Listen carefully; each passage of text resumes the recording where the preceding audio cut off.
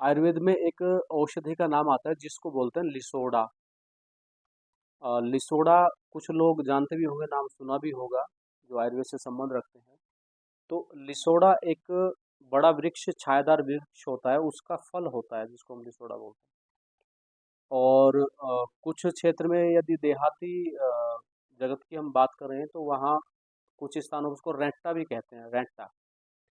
और जब हम बचपन में थे तो हम भी उसके साथ में रहे हैं, तो उसका प्रयोग करते थे। उसके अंदर जब उस फल को तोड़ते हैं, लिसोड़े को, तो उसके अंदर एक गम निकलता है, गोंद टाइप का निकलता है। और उससे जो छोटे बच्चे होते हैं वो अपनी कागज चिपकाने का काम करते हैं, अपनी कॉपी जो फट जाती है उसको चिपकाने का काम करते हैं। तो वह जो उसके अंदर गोंद है वह एक बड़ा लाभकारी है। और जो लिसोड़ा है ये, इसके आयुर्वेद में यदि हम गुणों को जानना चाहें तो इसके बहुत सारे गुण हैं।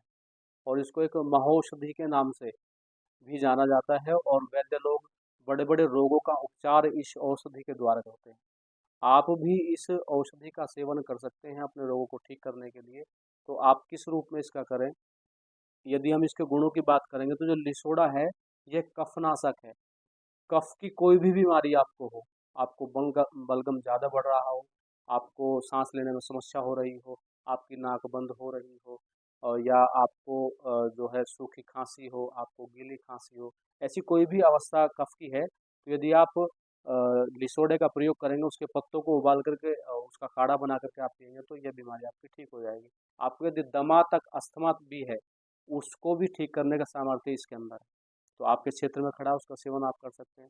इसी के साथ आपको बालों की यदि समस्या रहती है, आपके बाल झड़ रहे हैं, टूट रहे हैं, सफ़ेद जल्दी हो रहे हैं, या और कोई दूसरी समस्या है, तो भी आप इसका सेवन करके अपने बालों को सुरक्षित रख सकते हैं।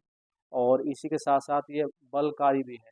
इसका सेवन करने से, इसके जो पके हुए फल हैं उसको सेवन करने से शरीर में ऊर्जा की आपूर्ति होती है, शरीर में बल की प्राप्ति होती है।